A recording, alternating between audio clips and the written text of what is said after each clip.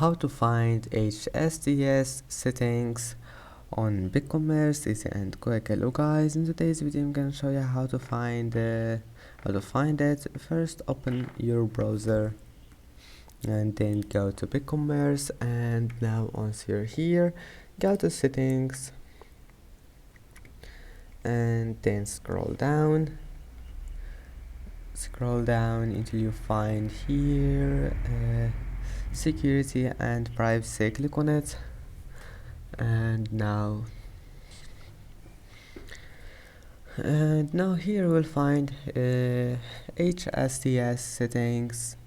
Now manage here until you want, and then just click settings, just click save. It will be saved, and I hope that can help you. And that's it for today's video. If you like this video, please don't forget to like and don't forget to subscribe, and thank you for watching this video until the end, and see you in the next video.